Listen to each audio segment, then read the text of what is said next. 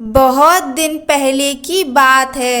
एक छोटा सा नगर था, पर उसमें रहने वाले लोग बड़े दिल वाले थे। ऐसे न्यारे नगर में 4 मित्र रहते थे। वे छोटी उम्र के थे, पर चारों में बड़ा मेल था।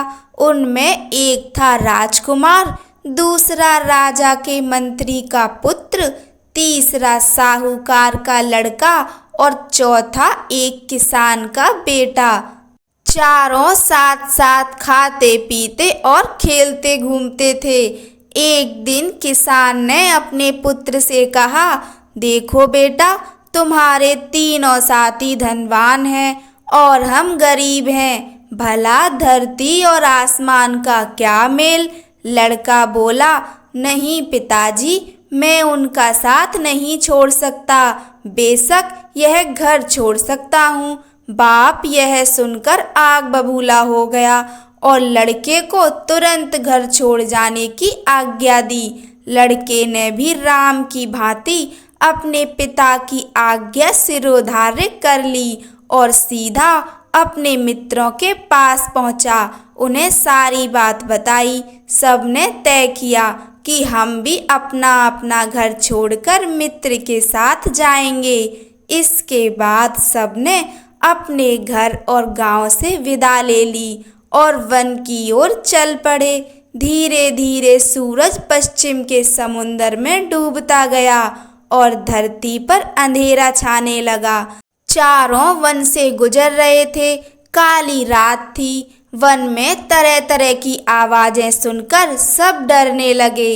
उनके पेट में भूख के मारे चूहे दौड़ रहे थे। किसान के पुत्र ने देखा, एक पेड़ के नीचे बहुत से जुगनू चमक रहे हैं। वह अपने साथियों को वहां ले गया और उन्हें पेड़ के नीचे सोने के लिए कहा। तीनों को थका मांदा देखकर उसका दिल भर गया। बोला, तुम लोगों ने मेरी खातिर नाहक यह मुसीबत मोल ली। सबने उसे धीरज बंधाया और कहा, नहीं नहीं, यह कैसे हो सकता है कि हमारा एक साथी भूखा प्यासा भटकता रहे और हम अपने अपने घरों में मौज उड़ाएं। जिएंगे तो साथ साथ, मरेंगे तो साथ साथ। थोड़ी देर बाद वे तीनों सो गए, पर किसान के लड़के की आंख में नींद कहाँ। उसने भगवान से प्रार्थना की, हे भगवान, अगर तू सचमुच कहीं है तो मेरी पुकार सुनकर आजा और मेरी मदद कर। उसकी पुकार सुनकर भगवान एक बूढ़े के रूप में वहां आ गए। लड़के से कहा, मांग ले जो कुछ मांगना है। यह देख, इस थैली में हीरे जवाहरात भरे हैं। लड़के ने कहा, नहीं, मुझे हीरे नहीं चाहिए। मेरे मित्र भूखे हैं, उन्हें कुछ खाने को दे दो। भगवान ने कहा, मैं तुम्हें भेद की एक बात बताता हूँ। वह जो सामने पेड़ है ना, आम का, उस पर 4 आम लगे हैं। एक पूरा पका हुआ, दूसरा उससे कुछ कम पका हुआ, तीसरा उससे कम पका हुआ और चौथा कच्चा। इसमें भेद की कौन सी बात? लड़के ने पूछा। भगवान ने कहा, ये चारों आम तुम लोग खाओ। तुम में से जो पहला आम खाएगा वह राजा बन जाएगा। दूसरा आम खाने वाला राजा का मंत्री बन जाएगा। जो तीसरा आम खाएगा उसके मुंह से हीरे निकलेंगे और चौथा आम खाने वाले को उम्र कैद की सजा भोगनी पड़ेगी। इतना कहकर बूढ़ा आंख से ओझल हो गया। तड़के सब उठे तो किसान के पुत्र ने कहा, सब मुंह धो लो। फिर उसने कच्चा आम अपने लिए रख लिया और बाकी आम उनको खाने के लिए दे दिए। सबने आम खा लिए। पेट को कुछ आराम पहुंचा तो सब वहां से चल पड़े। रास्ते में एक कुआं दिखाई दिया।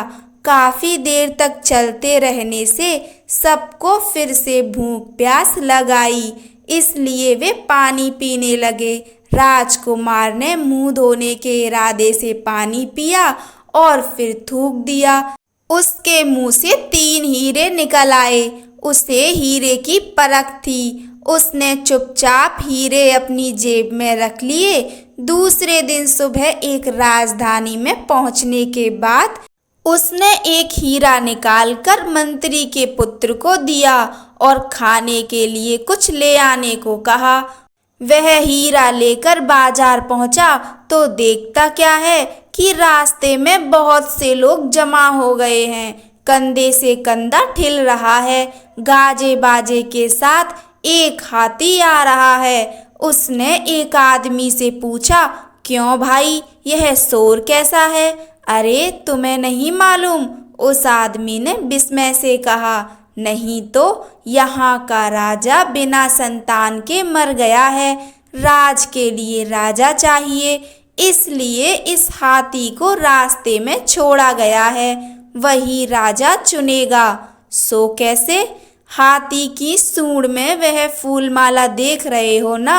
हाँ हाँ, हाथी जिसके गले में यह माला डालेगा वही हमारा राजा बन जाएगा। देखो, वह हाथी इसी ओर आ रहा है। एक तरफ हट जाओ। लड़का रास्ते के एक ओर हटकर खड़ा हो गया। हाथी ने उसके पास आकर अचानक उसी के गले में माला डाल दी। इसी प्रकार मंत्री का पुत्र राजा बन गया। उसने पूरा पका हुआ आम जो खाया था वह राज वैभव में अपने सभी मित्रों को भूल गया। बहुत समय बीतने पर भी वह नहीं लौटा। यह देखकर राजकुमार ने दूसरा हीरा निकाला और साहूकार के पुत्र को देकर कुछ लाने को कहा। वह हीरा लेकर बाजार पहुंचा। राजा को राजा मिल गया था, पर मंत्री के अभाव की पूर्ति करनी थी, इसलिए हाथी को माला देकर दोबारा भेजा गया। किस्मत की बात, अब हाथी ने एक दुकान के पास खड़े साहूकार के पुत्र को ही माला पहनाई। वह मंत्री बन गया और दोस्तों को भूल गया। इधर राजकुमार और किसान के लड़के का भूख के मारे बुरा हाल हो रहा था। अब क्या करें? फिर किसान के पुत्र ने कहा, अब मैं ही खाने की कोई चीज ले आता हूँ। राजकुमार ने बचा हुआ तीसरा हीरा उसे सौंप दिया। वह एक दुकान में गया। खाने की चीजें लेकर उसने अपने पास वाला हीरा दुकानदार की हथेली पर रख दिया। फटेहाल लड़के के पास कीमती हीरा देखकर दुकानदार को शक हुआ कि हो ना हो इस लड़के ने जरूर ही यह हीरा राजमहल से चुराया होगा। उसने तुरंत पुलिस के सिपाहियों को बुलाया। सिपाही आए। उन्होंने किसान के लड़के की एक ना सुनी और उसे गिरफ्तार कर लिया। दूसरे दिन उसे उम्र कैद की सजा सुनाई गई। यह प्रताप था कच्चे आम का। बेचारा राजकुमार मारे चिंता के परेशान था। वह सोचने लगा, यह बड़ा विचित्र नगर है। मेरा एक भी मित्र वापस नहीं आया। ऐसे नगर में ना रहना ही अच्छा। वह दौड़ता हुआ वहां से निकला और दूसरे गांव के पास पहुंचा।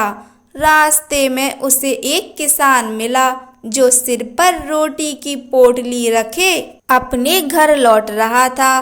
किसान ने उसे अपने साथ ले लिया और भोजन के लिए अपने घर ले गया।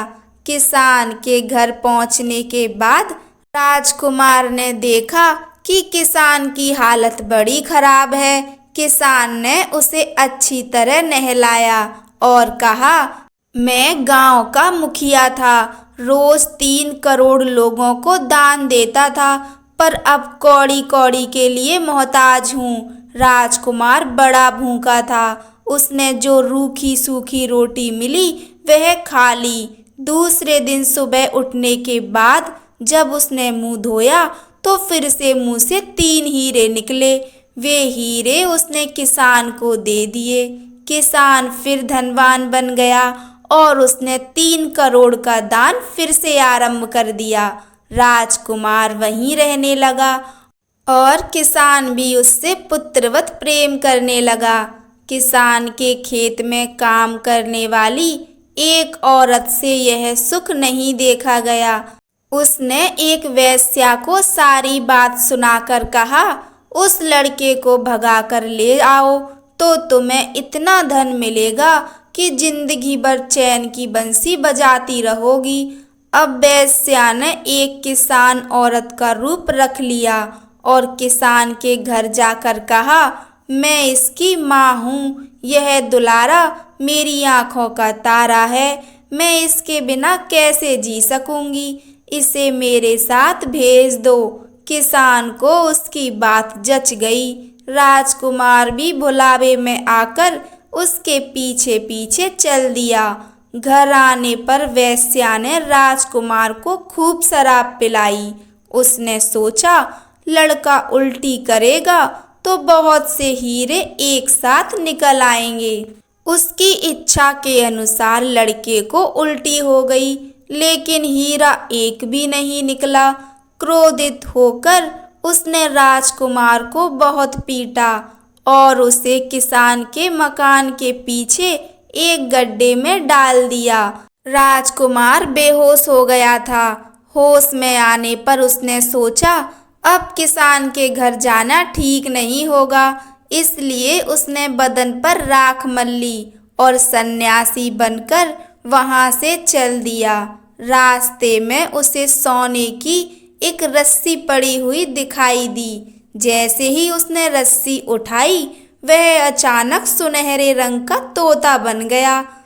तभी आकाशवाणी हुई, एक राजकुमारी ने प्रण किया है कि वह सुनहरे तोते के साथ ही ब्याह करेगी। अब तोता मुक्त रूप से आसमान में उड़ता हुआ देश देश की सैर करने लगा।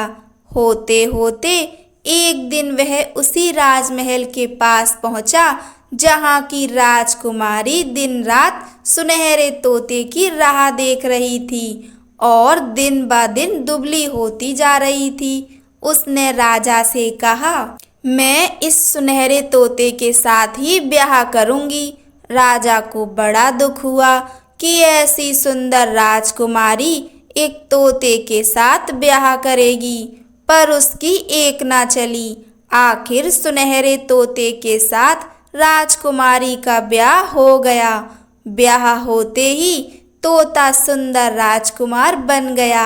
यह देखकर राजा खुशी से झूम उठा। उसने अपनी पुत्री को अपार संपत्ति, नौकर चाकर, घोड़े और हाथी भेंट स्वरूप दिए। आधा राज्य भी दे दिया। नए राजा रानी अपने घर जाने निकले।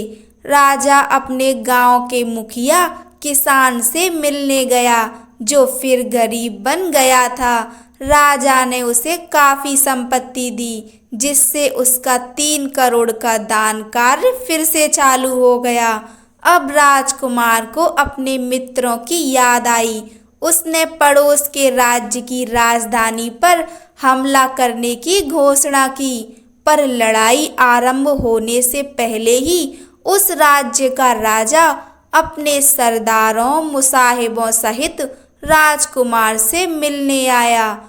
उसने अपना राज्य राजकुमार के हवाले करने की तैयारी बताई। राजा की आवाज से राजकुमार ने उसे पहचान लिया और उससे कहा, क्यों मित्र, तुमने मुझे पहचाना नहीं?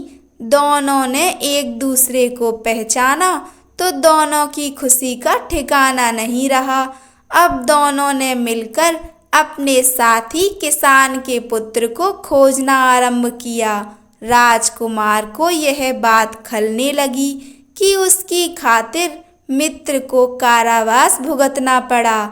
जब सब कैदियों को रिहा किया गया तो उनमें किसान का लड़का मिल गया। राजकुमार ने उसका आलिंगन किया और अपना परिचय दिया। किसान का लड़का खुशी से उछल पड़ा। सब फिर से इकट्ठे हो गए। इसके बाद सबने अपनी अपनी संपत्ति एकत्र की और उसके 4 बराबर हिस्से किए। सबको एक एक हिस्सा दे दिया गया। सब अपने गांव वापस आ गए। माता पिता से मिले, गांव भर में खुशी की लहर दौड़ गई। सबके दिन सुख से बीतने लगे। कहानी सुनने के लिए आप सभी का धन्यवाद। जय श्री राम।